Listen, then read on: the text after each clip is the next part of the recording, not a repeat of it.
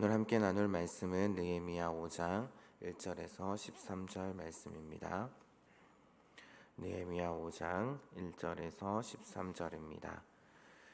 네, 한 절씩 교독하고요. 마지막 절을 함께 읽도록 하겠습니다. 그때의 백성들이 그들의 아내와 함께 크게 부르짖어 그들의 형제인 유다 사람들을 원망하는데, 어떤 사람은 말하기를 우리와 우리 자녀가 많으니 양식을 얻어먹고 살아야 하겠다 하고, 어떤 사람은 말하기를 우리가 밭과 포도원과 집이라도 저당 잡히고 이 흉년에 곡식을 얻자 하고, 어떤 사람은 말하기를 우리는 밭과 포도원으로 돈을 빚내서 왕에게 세금을 바쳤도다. 우리 육체도 우리 형제의 육체와 같고 우리 자녀도 그들의 자녀와 같거늘 이제 우리 자녀를 종으로 파는도다. 우리 딸 중에 벌써 종된 자가 있고 우리의 밭과 포도원이 이미 남의 것이 되었으니 우리에게는 아무런 힘이 없도다 하더라.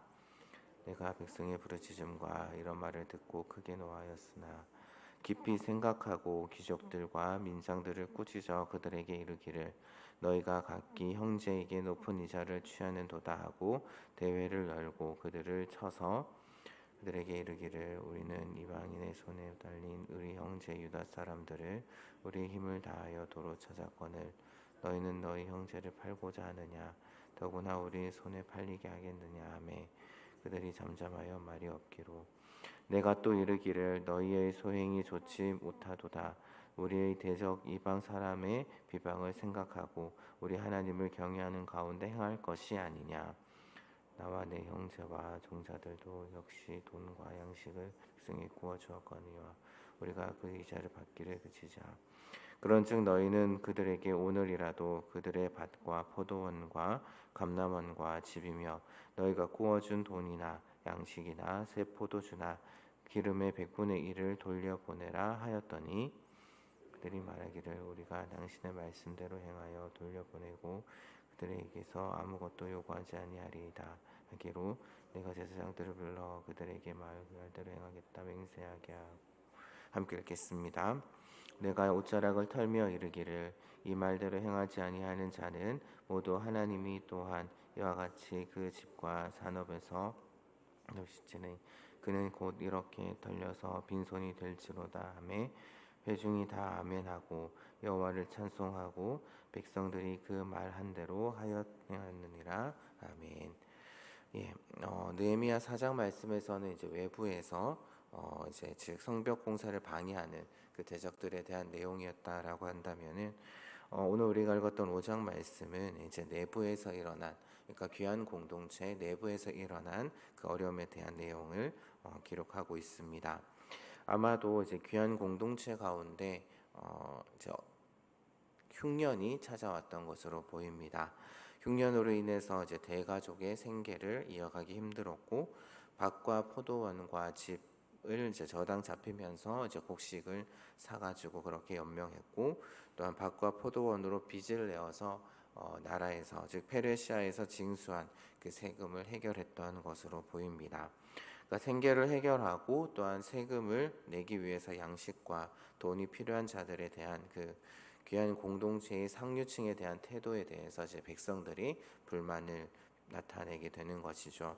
그래서 가난한 사람들의 자녀들은 종으로 전락하는 그런 상황에 처해 있었고, 또한 이미 종으로 팔린 자녀들도 있었던 것으로 보입니다. 또한 그들의 밭과 포도원은 이미 남의 소유가 되었지만 또한 그것을 돌려받을 그런 힘이 없었습니다. 힘이 없었다라는 표현은 아마 이들에게 다시금 밭과 포도원을 돌려받을 그러니까 찾아줄 만한 능력을 가진 친척 즉 고엘이 없었다라는 것을 보여주고 있습니다. 그래서 이들의 상황을 들은 느헤미야는 그 귀한 공동체 안에서 지도자들이 하나님의 방법을 따르지 아니하고 오히려 가난한 사람들을 더욱더 빈곤한 어려운 상황으로 만드는 그들의 행동에 대해서 분노합니다. 그래서 지도자들은 형제에게 구워줄 때에 그 이자를 받지 말라라고 하는 그 율법을 무시했던 것이죠. 또한 그들이 가족의 생존을 위해서 그에게 팔린 가난한 사람의 자녀들을 이방인에게 종으로 팔았다라는 것은 그들이 이방 사람들과 다름이 없는 그러한 모습, 그러니까 이스라엘 백성이었음에도 불구하고 하나님의 언약 백성이었음에도 불구하고 이방 사람들과 다름이 없는 그러한 모습을 보여주었다라는 것입니다.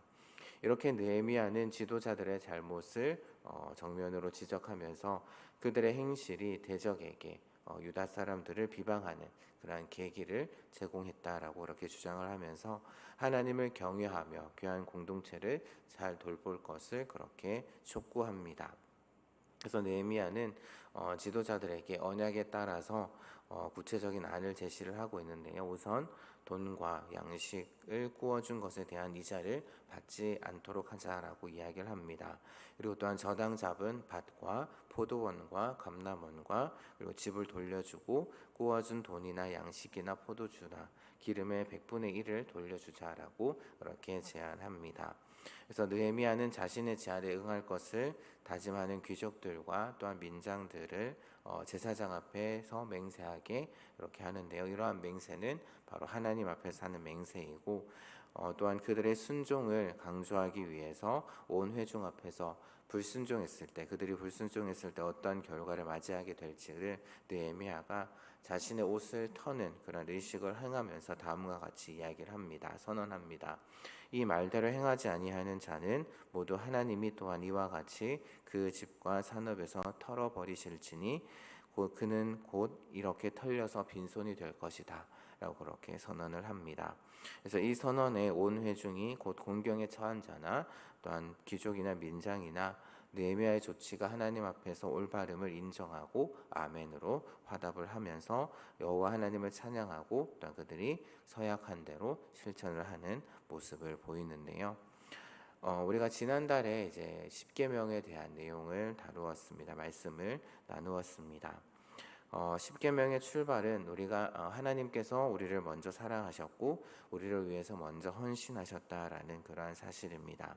그래서 이스라엘을 사랑하신 하나님은 애굽의 노예 생활을 하던 그 가운데서 부르짖던 이스라엘 백성들을 구원하셔서 친히 자신의 백성 삼으신 것이죠.